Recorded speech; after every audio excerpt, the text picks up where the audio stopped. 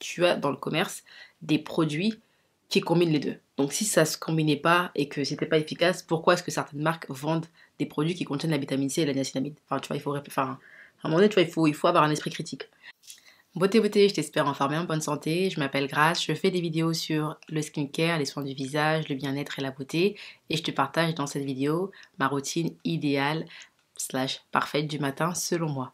Donc, je vais commencer sur une peau qui est nettoyée et qui est sèche. Je vais commencer par appliquer une brume. Je vais m'arroser en fait de cette brume sur le visage. Le soir, j'utilise la veine et le matin, j'utilise le Caudalie.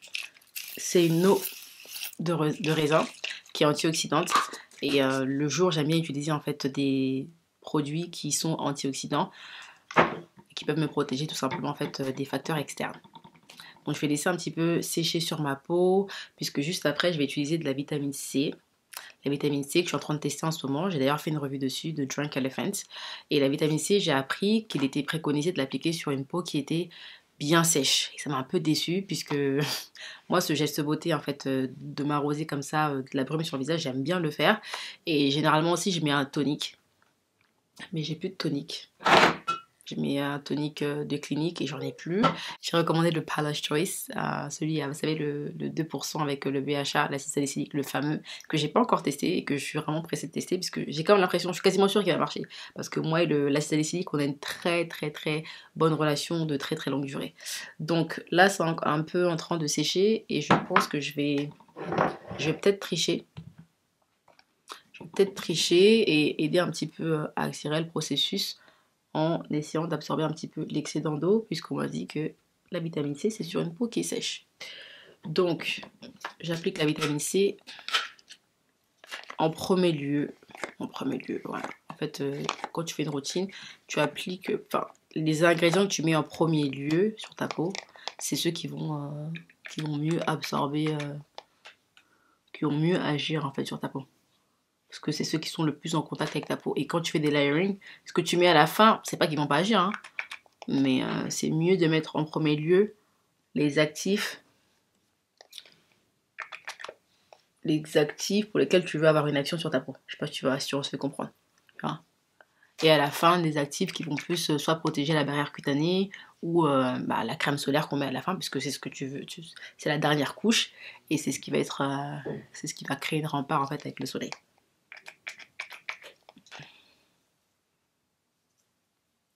Ensuite, on va passer à la niacinamide. Donc comme vitamine C en alternative, parce que celle-ci, elle est un peu onéreuse. Hein. Je vais pas te mentir, on est sur du 85 € sur celle-ci. En alternative, tu peux utiliser celle de chez Aromazone, qui est pas mal aussi. Et de toute façon, je pense qu'il y en a plein d'autres. Hein. Je pense qu'il n'existe pas une marque qui n'a pas un sérum à la vitamine C. Faut dire la vérité, c'est une marque de cosmétiques, enfin de skincare, et tu ne proposes pas de la vitamine C, tu t'es perdu en fait. Donc la niacinamide. Ensuite, donc la niacinamide, j'utilise donc soit celle de The Ordinary ou bien celle de chez Elisa Jones. Donc c'est une marque que tu peux trouver chez Action. Celle de The Ordinary, en fait, bon, déjà elle est en fin de vie, on a presque plus. Et numéro 2 aussi, ça mousse. Et en fait, j'ai envie de passer à autre chose. Donc j'essaie en fait d'explorer d'autres territoires et d'autres marques. Pas forcément des marques qui sont très... Tu vois, j'essaie vraiment d'aller vers des marques qui n'ont pas forcément autant de visibilité que celles qu'on voit tout le temps, The Ordinary, pour Life's Choice, enfin, les marques qu'on mange tous les jours, c'est des... sur les réseaux là, et aller sur des marques qui sont un peu plus incognito, mais pas forcément moins efficaces, tu vois. Donc là, je mets la niacinamide, 10% avec du zinc. Et la niacinamide, je pense que vous avez déjà entendu, vous avez déjà eu écho de la controverse, en gros, qui consiste à dire que la niacinamide ne se mélange pas avec la vitamine C. C'est faux, la vitamine C et la niacinamide se combinent très bien. Elles se combinent très bien. La preuve étant, tu as dans le commerce des produits qui combinent les deux. Donc si ça se combinait pas et que c'était pas efficace, pourquoi est-ce que certaines marques vendent des produits qui contiennent la vitamine C et la niacinamide? Enfin, tu vois, il faut à un moment donné, tu vois, il faut avoir un esprit critique. Donc moi, je me suis renseignée un petit peu sur ça. pour savoir, etc., d'où venait l'étude qui avait mené, enfin, d'où venait en fait l'étude qui avait conclu que la vitamine C et la niacinamide ne se mélangeaient pas. Donc j'ai fouillé, j'ai funé, et apparemment, effectivement, il y a une étude qui avait été menée entre ces deux ingrédients-là pour voir en fait leur compatibilité et tout simplement en fait les résultats qu'on pouvait obtenir avec ces deux actifs. Et en réalité, a priori, le test aurait été fait sur une version d'une vitamine C qui était instable. Et c'est ce qui justement en fait, c'est ce qui du coup le test était pas faussé et biaisé, mais forcément si tu utilises une vitamine C qui est instable, forcément ça va en fait biaiser un petit peu et fausser les conclusions du test en fait. Et donc la vitamine C et la niacinamide, je te rassure, ça va c'est un très bon combo. Franchement, surtout la routine du matin, c'est un très excellent combo. Donc n'hésite pas. Et si tu peux trouver un produit qui combine les deux, c'est encore mieux. Moi, j'ai déniché un petit produit là qui combine la vitamine C, la niacinamide et de l'alpha-arbutinine. J'ai trouvé ça sur internet. Bon, après, toutes les petites trouvailles sur internet ne sont pas forcément toujours des pépites, mais voilà, rien n'empêche de tester et de découvrir. Donc, ça fait partie de la commande que j'ai faite là dernièrement. Et j'ai vraiment hâte parce que j'aime beaucoup les produits qui sont un peu multifonctions, qui combinent plusieurs actifs, parce que ça permet de gagner du temps en fait, franchement. Donc là, je vais utiliser ce. C'est une crème qui contient de l'acide hyaluronique, principalement. La pompe, elle marche vraiment difficilement. Très difficilement. Oh. Ouais. Ouais, la pompe, elle marche très difficilement. Alors, il y a des gens qui disent qu'en gros, ça sert à rien de mettre de l'acide hyaluronique, puisque la plupart du temps, les sérums contiennent de l'acide hyaluronique. C'est pas faux. Franchement, je suis un peu de leur avis. Avoir un sérum dédié à l'acide hyaluronique, parfois ça sert entre guillemets à rien ou pas, puisque tu retrouves, si tu es vraiment curieuse hein, dans le skincare et que tu aimes bien regarder, parce que moi je suis vraiment curieuse et je regarde la compo, hein, je regarde derrière, je regarde la compo, j'ouvre parce que la pompe elle marche pas. Voilà, elle marche pas. Dans un monde idéal, je devrais pas prendre la pompe et la mettre sur mon visage. Donc je vais la prélever comme ça avec mon doigt. Je comprends hein, quand les gens disent que oui, pourquoi mettre un sérum à base d'acide hyaluronique, la plupart des sérums en contiennent, etc. Ah, moi, j'ai une peau déshydratée. Tu vois, tout dépend de chacun sa peau en fait. Moi, j'ai une peau qui est déshydratée et l'acide hyaluronique, ça aide pour la barrière cutanée et l'acide hyaluronique, ça aide à retenir la perte d'eau transépidermique. Je sais jamais si c'est transépidermique ou transépidermal. Je suis mélangée. Parce que parfois, j'aime bien, quand je me renseigne sur le skincare, j'aime bien lire des articles en français et en anglais. Et parfois, c'est vrai que je peux être mélangée dans les termes. Donc, je pense que c'est transépidermique, parce qu'on dit épiderme en français, donc épidermique. Et donc, du coup, en fait, les gens, moi, si je peux. L'acide hyaluronique, pour moi, c'est comme l'eau. Tu peux pas. Enfin, j'ai déjà entendu des gens qui se sont contaminés avec l'eau, mais tu peux pas ne pas boire assez d'eau. Je sais pas, tu vois ce que je veux dire? C'est l'hydratation, quoi. Tu vois. Je- Après, oui, je sais que oui, avoir trop d'eau, ça peut causer une rétention d'eau. Il n'y a pas de souci. Mais en gros, c'est de l'eau, ça peut pas être mauvais pour soi, tu vois. Enfin, j'essaie de faire un parallèle pour te dire que l'acide hyaluronique, ça ne peut pas te nuire parce que t'en mets trop. Tu vois ce que je veux dire? Donc, et d'autant plus que maintenant, ce que je fais, vu qu'effectivement, je sais que la plupart des sérums contiennent souvent, pas tout le temps, mais ça se retrouve, de l'acide hyaluronique, ce que je fais, c'est que j'utilise donc du coup en fait des crèmes, des émulsions à base d'acide hyaluronique comme ça, pour la barrière cutanée. Et oui, on protège ça, on protège ça, on protège ça.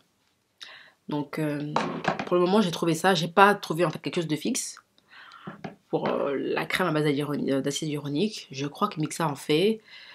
Mais bon, je suis encore en train de me chercher, en ce qui concerne les crèmes à base d'acide hyaluronique. J'en ai une de Tokobo, c'est une marque comme ça de la K-Beauty, qui est pas mal, mais qui me fait un effet un peu matifiant, qui c'est pas mauvais, mais bon.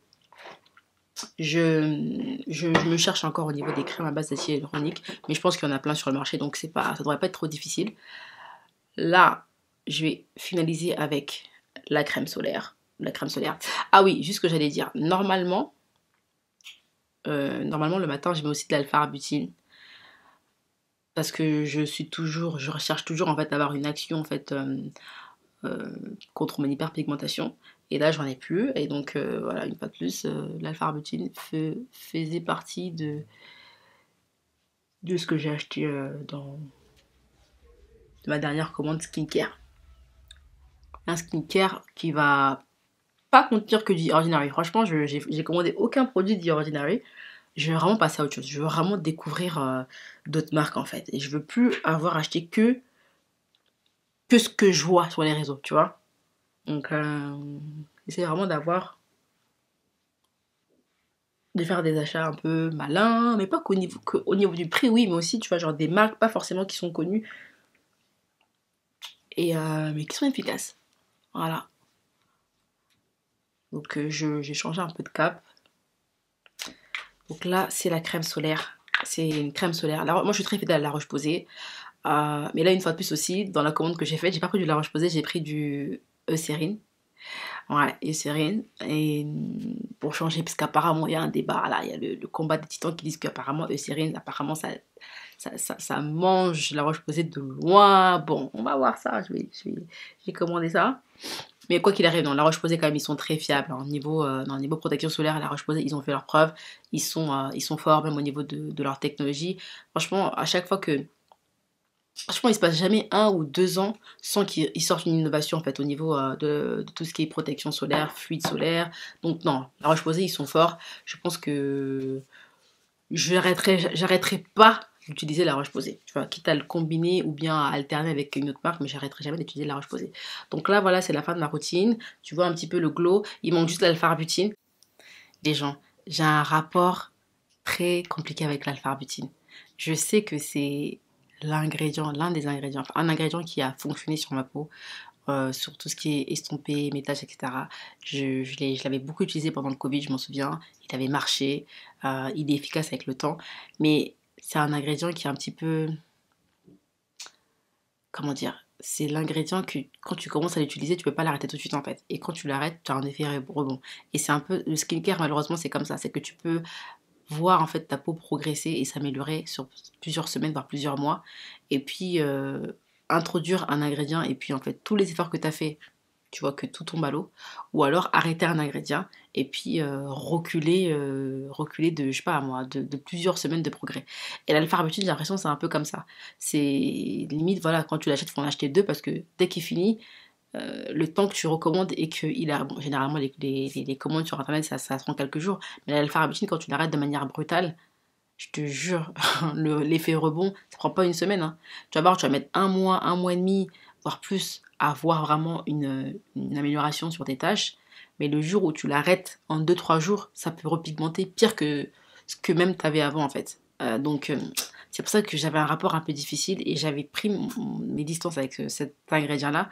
Mais je commence à me rendre compte que finalement j'en ai besoin et je vais juste en fait réajuster mon utilisation de l'alpha-arbutin, c'est-à-dire ne pas l'arrêter d'un coup ou bien espacer en fait les jours d'utilisation ou en fait le remplacer par un autre actif qui a des propriétés similaires.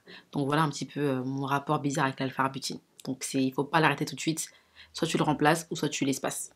Voilà, c'est un ingrédient, c'est quand tu l'adoptes, c'est Guantanamo. Ok, c'est une version un peu longue, puisque je voulais vraiment montrer en fait les différents ingrédients, la vitamine C, la niacinamide, l'acide hyaluronique en crème et la protection solaire. Il manque, comme j'ai dit, l'alpha-arbutin, mais avec le produit que j'ai déniché qui combine justement les 3 étapes, la niacinamide, vitamine C et alpha-arbutin, ça va me permettre de squeezer ma routine. Et je vous la partagerai aussi, parce que ce sera une routine un peu plus express pour les jours, par exemple les jours, je sais pas, tu vas au travail ou autre, parce que ça c'est une routine que tu peux faire plus le week-end, je trouve, tu vois. C'est un peu une version longue. Euh, et donc voilà, j'aime beaucoup le rendu, j'aime beaucoup le glow, les gens, ça donne, c'est... Oh! Tu vois, je suis prête à affronter ma journée, je glow. Après, bon, ça va sécher. Hein. Là, ça fait un peu luisant, etc. Mais après, ça va sécher, ça va absorber avec le temps et ça sera un peu moins glowy comme ça. Si tu aimes ce genre de contenu-là, partage la vidéo à quelqu'un qui ça pourrait servir, qui peut-être est perdu en fait sur quelle routine adopter pour le matin. Bien évidemment, chaque routine est différente pour tout un chacun. Mais franchement, là, j'ai mis les ingrédients qui sont vraiment nécessaires le matin. L'antioxydant de la vitamine C, la vitamine C, ça aide aussi pour tout ce qui est production de collagène, production d'élastine, la niacinamide, Ça joue contre les imperfections, ça aide à la barrière cutanée, l'acide hyaluronique aussi pareil, protection solaire, bon, ça c'est devenu c'est un indispensable, c'est l'ingrédient, c'est limite ce qu'il y a de plus important que tout ce que j'ai mis avant. Donc voilà, je te partagerai une routine identique mais qui est un peu plus écourtée, qui est un peu plus express. Je te fais plein de bisous, je te retrouve à la prochaine et puis n'oublie pas de t'abonner, de déposer ton like. Dis-moi en commentaire, toi, qu'est-ce que tu mets le matin sur ta peau, quels actifs est-ce que tu mets, est-ce qu'il y a des produits que je mets que toi aussi tu mets. Bah, partage un peu tes recos et je te retrouve à la prochaine. Plein de bisous.